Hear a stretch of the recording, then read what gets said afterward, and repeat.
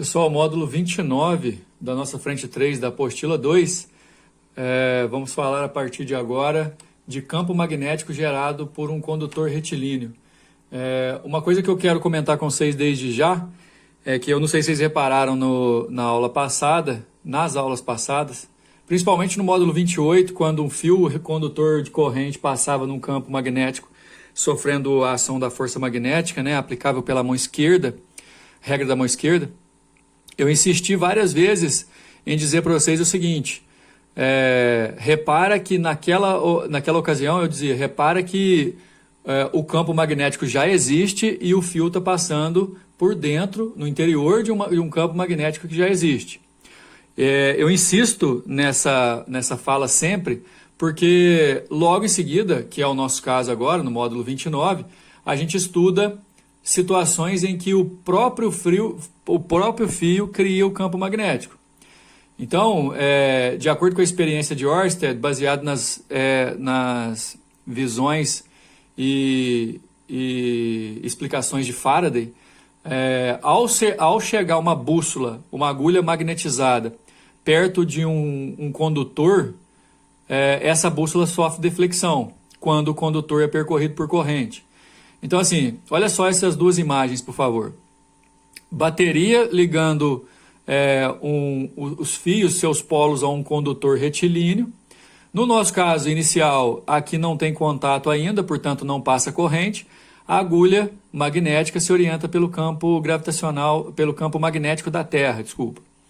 A questão é que quando existe o contato e assim vai aparecer uma corrente elétrica percorrendo o fio, reparou-se que essa agulha deixa de seguir o campo magnético da Terra e passa a sofrer uma deflexão, ou seja, ela se comporta de uma maneira diferente toda vez que o fio condutor próximo a ela é percorrido por corrente. E tem uma outra coisa que a apostila de vocês não mostra, é que quando essa corrente é contínua, no momento em que ela liga, a bússola se orienta de uma maneira diferente do que o campo magnético terrestre, sofrendo a ação de algum campo gravitacional que está ali próximo, a gente já vai ver que campo gravitacional que é esse, mas quando a corrente é alternada, ou seja, ela fica alternando o sentido, e aí isso é a polarização da bateria que pode fazer, pessoal.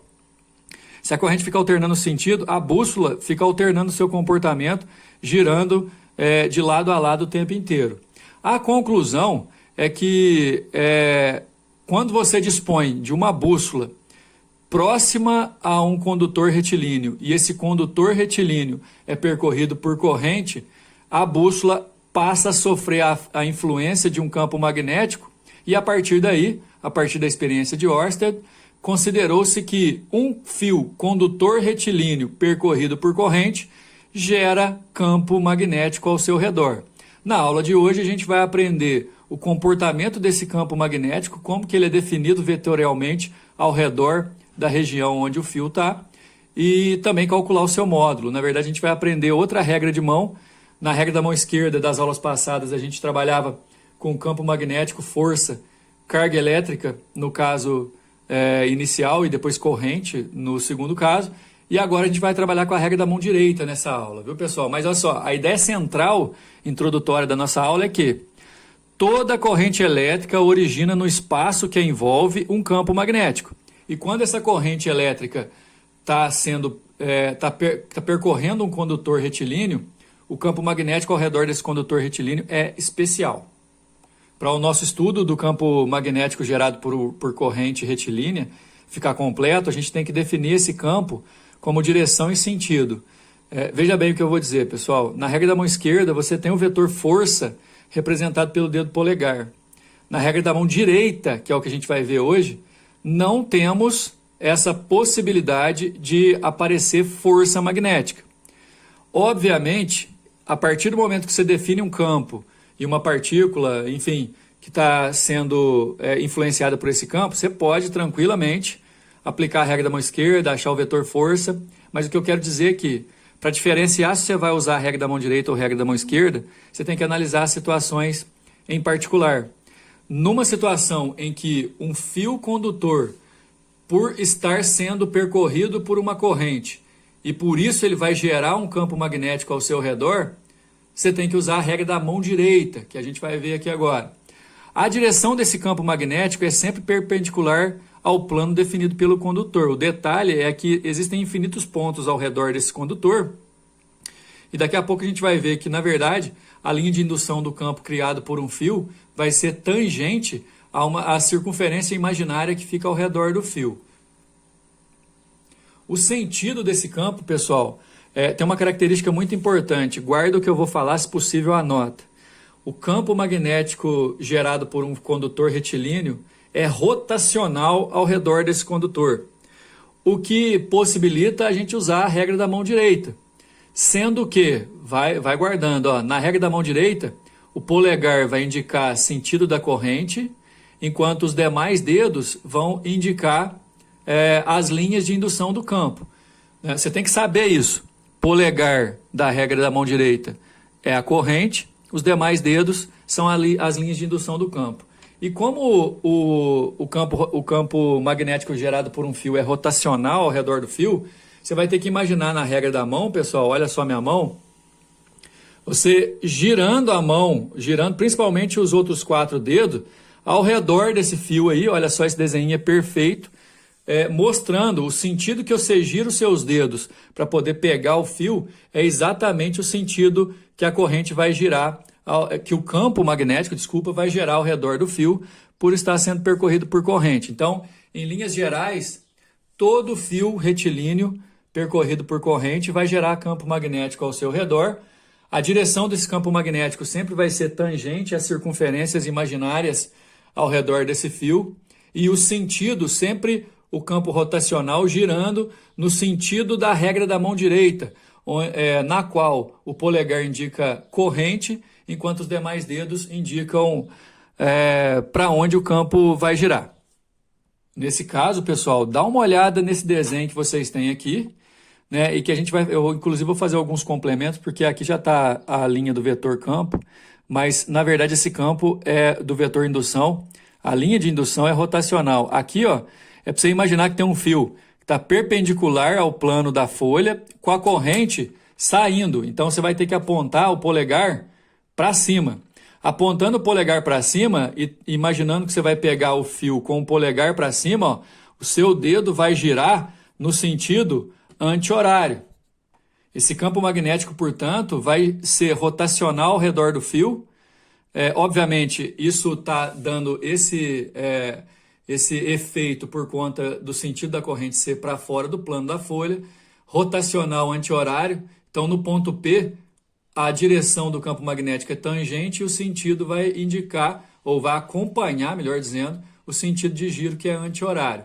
Detalhe, uma coisa que é muito importante para a nossa aula de hoje, é que quando você define a regra da mão direita, assim, as setinhas que identificam o sentido que a linha de indução do campo gira, essa setinha automaticamente, se você colocar uma bússola aqui, ó, o norte da bússola vai se orientar na direção e sentido dessa setinha, certo? A gente vai fazer isso nos exercícios. Agora, também é importante a gente saber calcular o valor desse campo magnético, que vai ser proporcional à corrente e inversamente proporcional à distância do ponto considerado.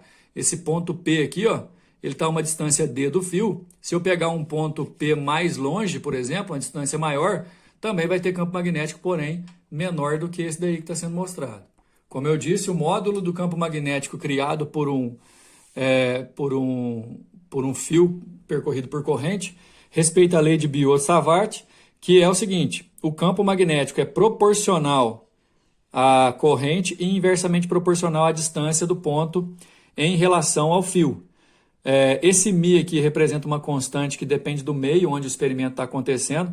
No vácuo, 4π vezes 10 menos 7 é o que a gente vai usar. Tesla, metro e ampere, indicando unidade de campo, distância e corrente.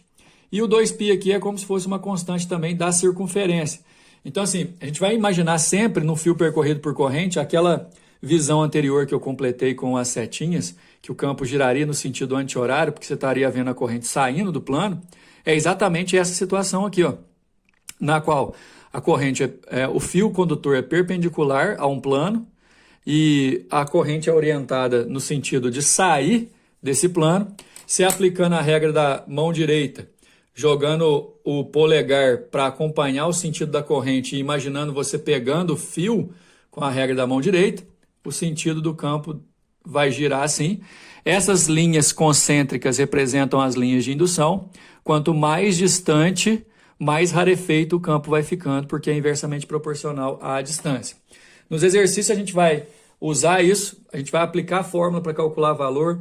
Campo resultante, importantíssimo você lembrar que campo magnético é uma grandeza vetorial, então quando você tem mais de um campo para poder analisar num ponto, você tem que considerar a direção e sentido, né? Tem várias coisas que a gente tem que analisar e a mão direita vai ajudar a gente. Então vamos lá. Regra da mão esquerda, que a gente viu anteriormente, vai utilizar de vetor força, e regra da mão direita não tem força. Só tem o polegar indicando o sentido da corrente e os demais dedos indicando as linhas de indução do campo. Bom, pessoal, na hora da gente fazer as aplicações no exercício, vai fazer toda a diferença, portanto, prestem bastante atenção nas considerações que a gente vai fazer a partir de agora, ok? O primeiro exercício diz o seguinte: um fio retilíneo longo é percorrido por uma corrente elétrica de intensidade 5 amperes. Um ponto P encontra-se a uma distância de 25 centímetros desse fio. Aí ó, a figura. A figura ilustra a posição de P em relação ao fio, bem como o sentido da corrente. Na letra A, está pedindo para a gente determinar a direção e o sentido do vetor indução magnética no ponto P. E na letra B, sendo conhecida a permeabilidade magnética do meio, aquela constante, que a gente vai precisar na fórmula do cálculo do módulo do campo, determine o módulo desse campo magnético. Então é um exercício muito bom para a gente considerar tudo aquilo que a gente já viu na parte teórica. Agora, a visão nossa tem que ser em 3D, viu, pessoal? Então, eu vou usar o lápis aqui, ó, para a gente aplicar a regra da mão direita como se o lápis fosse o fio. A regra da mão direita mostra que o dedo polegar vai ter que ser no sentido da corrente. Então, nesse caso, você vai ter que usar o polegar apontado horizontal para a direita e você vai ter que imaginar como que você vai pegar esse fio com o polegar apontado para a direita. Teus dedos vão entrar aqui na parte inferior do fio e sair na parte superior exatamente onde está o ponto P. Quer dizer, aplicando a regra da mão direita, utilizada, levando em consideração que a corrente está para o lado direito e, portanto, você vai segurar o fio de modo que o seu dedo polegar fique para a direita, o detalhe é que na hora que você aplicar a regra da mão, os teus dedos entram na parte inferior do fio e tem que sair na parte superior. Como a gente quer no ponto P, a conclusão é que aqui no ponto P, ó, o campo magnético vai estar saindo. Em qualquer parte aqui superior do fio, o campo magnético pela regra da mão direita vai sair, enquanto qualquer parte inferior aqui o campo magnético vai entrar. É só você imaginar. Como é que você vai pegar esse fio deitado aqui com o polegar virado para a direita? Os dedos representando as linhas de indução vão entrar por baixo e sair por cima. Então, determine a direção do sentido do vetor indução magnética no ponto P, o que está pedindo na letra A. Então, usando a regra da mão direita, no ponto P, exatamente o que vai acontecer, ele vai sair. Apesar de estar aqui o desenho da resolução, olha aí, ó, você pode usar a própria figura, igual eu fiz, para poder definir. Depois você só responde que a direção dele é perpendicular ao plano da folha e o sentido é saindo, ok? Para calcular o módulo na letra B, a gente vai usar a fórmula. O campo magnético é a constante permeabilidade magnética do meio vezes corrente, dividido por 2πd, onde d é a distância, que tem que ser em metros. Dito isso, você só jogar na fórmula. 4π vezes 10 a menos 7 é o valor que o exercício deu, vezes 5 da corrente, 2π da fórmula e 25 vezes 10 a menos 2, porque a distância é de 25 centímetros, o 10 a menos 2 é para transformar em metro, ok? Se eu fizer 4 vezes 5 dá 20, e 2 vezes 5, 2 vezes 25 aqui dá 50, o π eu posso cortar, vai dar 0,4 vezes 10 a menos 5, que é a mesma coisa que 4 vezes 10 a menos 6, a resposta da letra B. O exercício número 2 é interessante para a gente em termos de concepção da regra e da influência que o campo magnético criado por um fio vai ter exatamente numa bússola que é colocada ali perto dele, né? Em 1851, realizando um experimento de laboratório, Ørsted descobriu que correntes elétricas geravam em torno dos fios um campo magnético.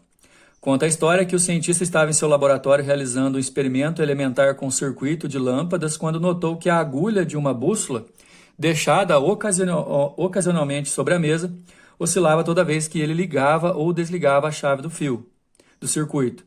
Nasceu-lhe imediatamente a ideia de pesquisar a causa desta interação.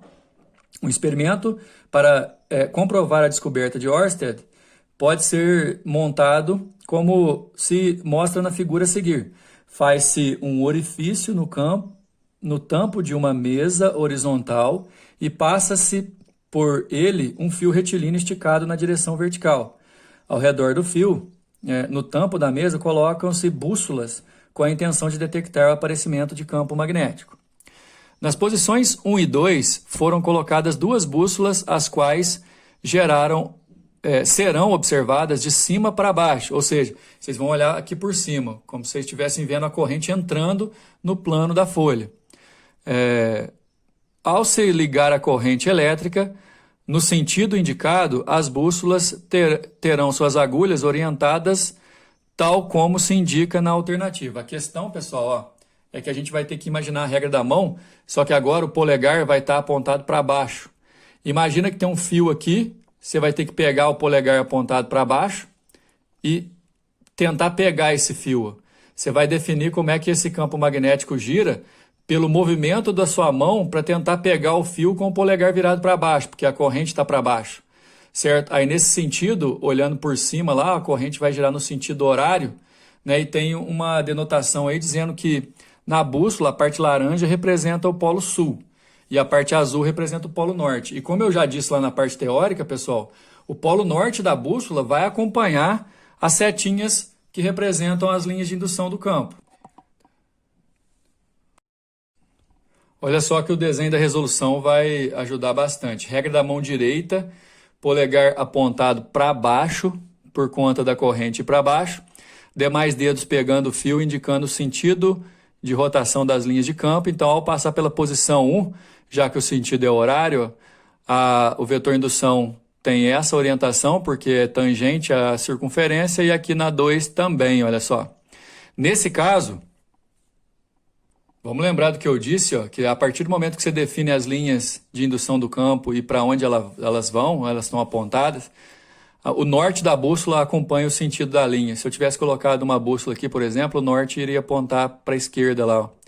Então a bússola 1 vai ficar com o norte, como a pessoa está olhando por cima, com o norte para cima e o sul para baixo, enquanto a bússola 2 vai mudar o seu comportamento. E como o norte é a parte azul aí da bússola, a resposta vai ser a letra A. Número 3. No experimento a seguir, vamos reproduzir o experimento de Ørsted, que deu origem ao aparecimento do eletromagnetismo. Vamos, no entanto, introduzir mais um componente, um segundo fio. Considere dois fios condutores horizontais e apoiados em duas hastes verticais fixas no tampo horizontal de uma mesa. A distância Dzinho que os separa é pequena e a distância Dzão do fio 2 à mesa é tal que o Dzão é muito maior que o Dzinho. Inicialmente, não há corrente elétrica nos fios e a bússola sobre a mesa está apontada para o norte. Por enquanto, a bússola se orienta pelo campo gravitacional da Terra. Campo gravitacional não, né, pessoal? Magnético.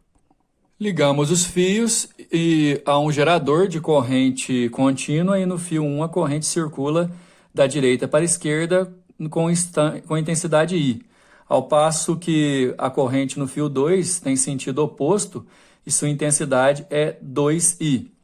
Né? Olha só, pessoal, num fio ela vale I e no outro ela vale 2I, ou seja, onde ela vale 2I, a tendência é o campo ser maior, né, por conta do valor da corrente, mas as distâncias são diferentes também, há que se considerar.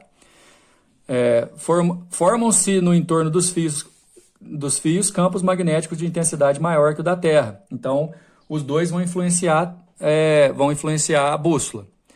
Devido ao campo resultante, a agulha magnética da bússola poderá sofrer interferência e mudar a posição.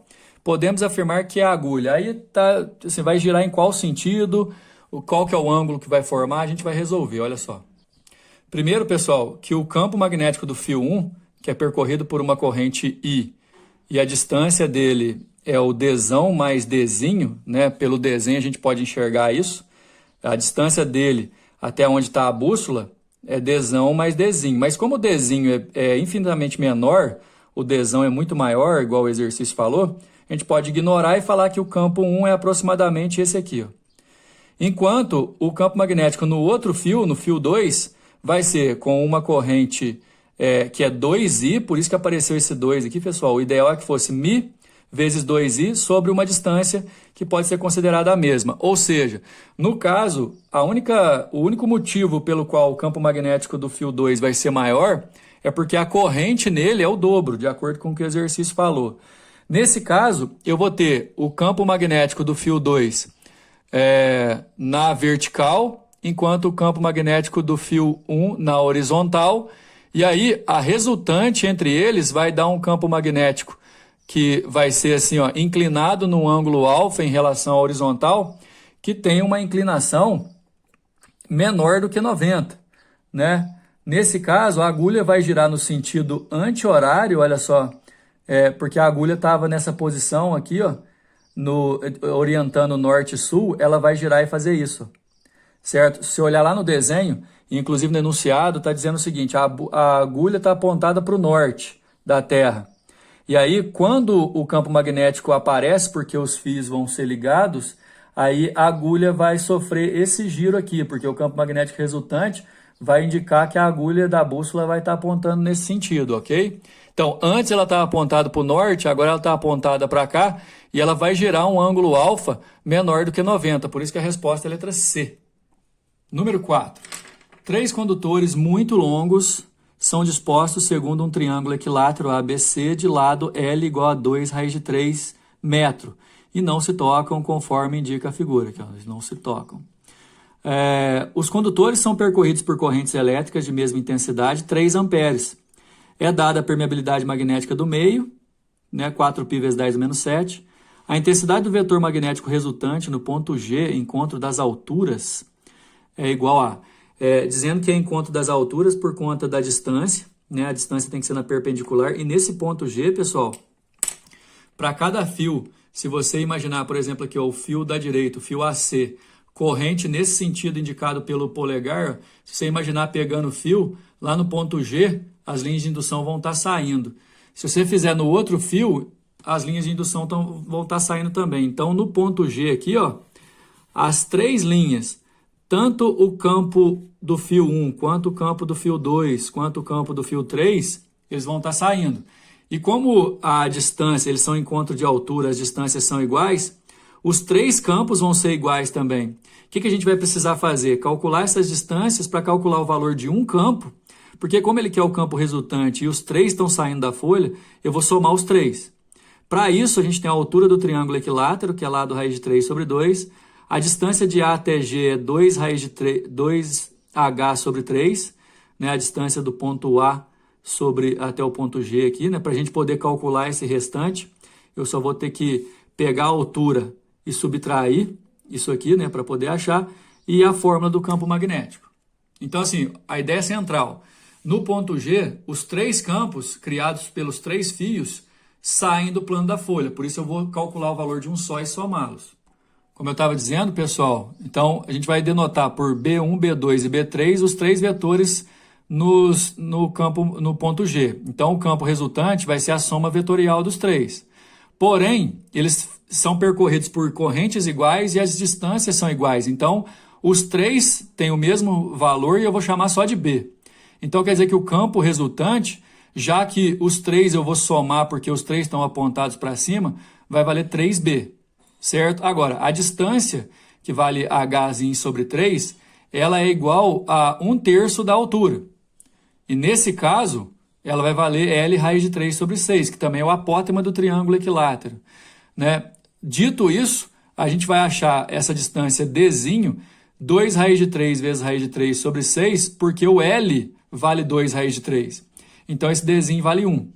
Nesse caso, pessoal, levando em consideração que o campo é a constante corrente 2π sobre a distância, eu tenho a constante, eu tenho a corrente que passa pelos 3 fios, 3 amperes, 2π da fórmula e 1 da distância que eu calculei.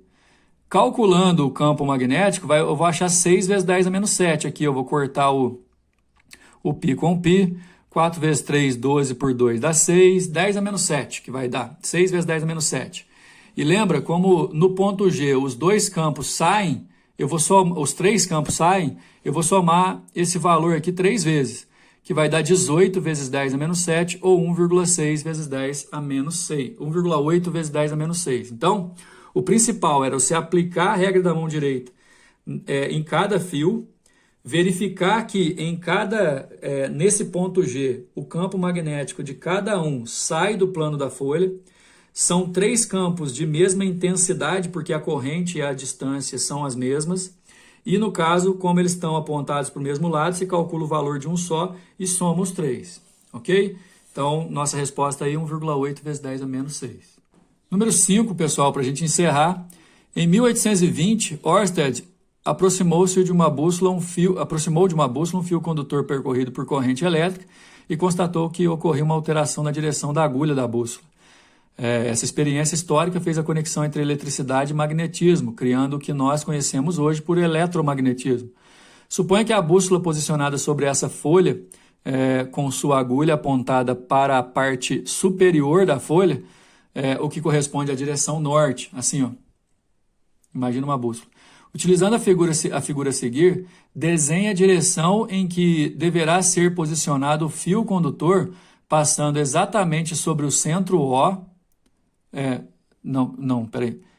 Exatamente sobre o centro da bússola, que se obtém o maior desvio possível da sua agulha. Escolha um sentido para a corrente no fio, marcando com uma seta na figura. Indique na figura para qual lado ocorrerá esse desvio, se para leste ou para oeste, de modo compatível com o sentido da corrente escolhido. Na verdade, é muita informação para uma situação só. Eu tenho aqui já a figura da resolução para a gente poder discutir a respeito do que vai ocasionar aquilo que a gente está querendo, em que a bússola vai ter o maior desvio. Nesse caso, pessoal, lembra que as linhas de indução vão sempre seguir a regra da mão direita e a bússola vai seguir essas linhas de indução. Pensando naquilo que foi pedido, a gente vai responder se verdadeiro ou falso aí. Se a corrente estiver penetrando no plano do papel, a agulha magnética vai desviar de norte para leste. Lembra, pessoal, que ela estava apontada assim, ó, na direção norte. A agulha entrando no plano do papel, ó, você vai colocar o teu polegar entrando no papel e vai girar o dedo para tentar você imaginar tentando pegar o fio e as linhas vão girar no sentido horário. Se ela gira no sentido horário, as linhas de campo vão jogar a agulha na direção norte-leste. Logo, essa primeira aí é verdadeira. Na situação 2, se a corrente estiver emergindo do papel, ou seja, o contrário disso, aí as linhas vão girar no outro sentido, vai jogar a bússola para o outro lado. A agulha magnética vai desviar da direção norte-oeste. Isso também é verdadeiro, ok? Se a corrente estiver penetrando no plano do papel, a agulha magnética deverá desviar de norte para oeste. A gente já viu que, na verdade, ela vai de norte para leste, então a 3 é falso. E se a corrente estiver saindo do papel, a agulha magnética vai desviar de norte para oeste e não entrará em movimento de rotação contínuo. Na verdade, ela não entrar em movimento de rotação contínuo é porque ela vai respeitar a linha de campo e, como a corrente é contínua, ela não vai ter outra deflexão. Então, a número 4 também é verdadeira. No nosso caso, estão corretas apenas a 1, a 3... Não, a 1, a 2 e a 4, né? Letra C.